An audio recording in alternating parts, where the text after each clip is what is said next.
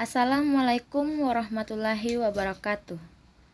Perkenalkan, nama saya Adawia Pakaya dari Universitas Negeri Gorontalo, Fakultas Hukum, jurusan Ilmu Hukum, kelas C semester 2.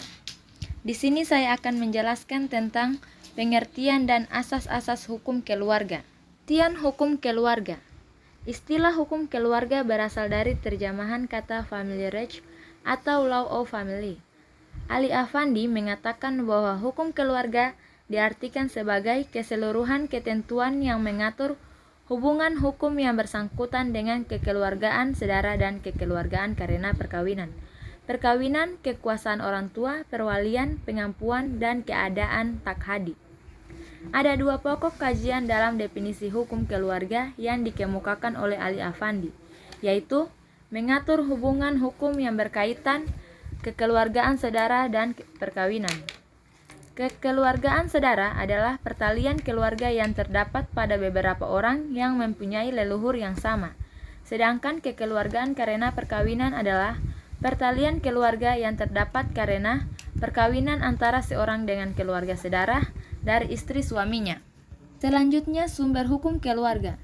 Pada dasarnya, sumber hukum keluarga dapat dibedakan menjadi dua macam, yaitu sumber hukum keluarga tertulis dan tidak tertulis. Sumber hukum keluarga tertulis adalah sumber hukum yang berasal dari berbagai peraturan perundangan, jurisprudensi, dan traktat.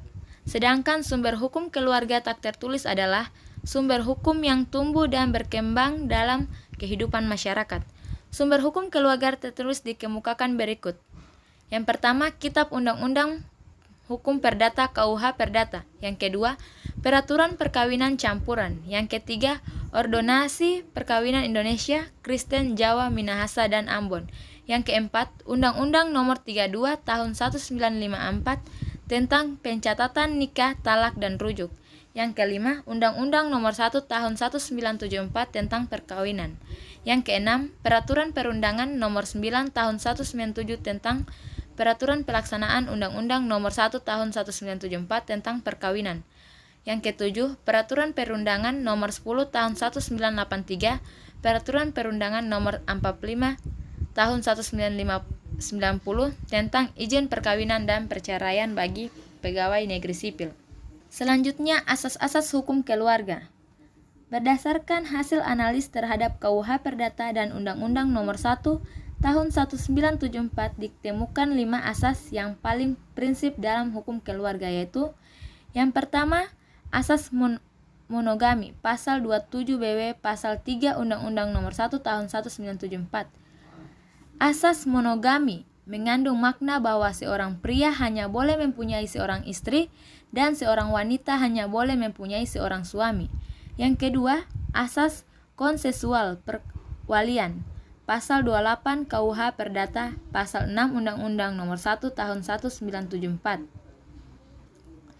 Asas konsensual adalah suatu asas bahwa perkawinan atau perwalian dikatakan sah apabila terdapat persetujuan atau konsensus antara calon suami istri yang akan melangsungkan perkawinan, atau keluarga harus diminta persetujuan tentang perkawinan. Yang ketiga, asas persatuan bulat, pasal 119 KUH Perdata.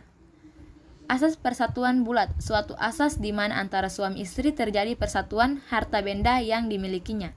Yang keempat, asas proporsional, pasal 31 Undang-Undang Nomor 1 Tahun 1974, yaitu suatu asas di mana hak dan kedudukan istri adalah seimbang dengan hak dan kedudukan suami dalam kehidupan rumah tangga dan di dalam pergaulan masyarakat. Yang kelima, asas tak dapat dibagi, pasal 331 KUH Perdata. Asas tak dapat dibagi-bagi yaitu suatu asas bahwa tiap-tiap perwalian hanya terdapat satu wali, pengecualian orang tua yang hidup paling lama, maka kalau ia kawin lagi, 5 dari asas ini adalah: 1.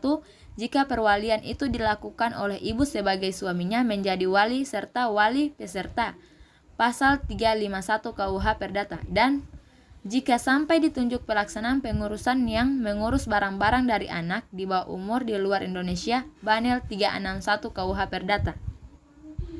Materi selanjutnya, ruang lingkup kehidupan ruang lingkup hukum keluarga. Apabila kita kaji definisi yang ditemukan pada pengertian hukum keluarga, maka dapat dikemukakan ruang lingkup kajian hukum keluarga, yaitu perkawinan, perceraian, harta benda, dan perkawinan, kekuasaan orang tua, pengampuan, dan perwalian. Namun, di dalam bagian hukum keluarga hanya difokuskan pada kajian perkawinan, perceraian, dan harta benda dalam perkawinan, karena apabila mengkaji ketiga hal itu telah mencangkup secara singkat tentang pembahasan kekuasaan orang tua, pengampuan, dan perwalian. Selanjutnya, hak dan dalam hukum keluarga kewajiban.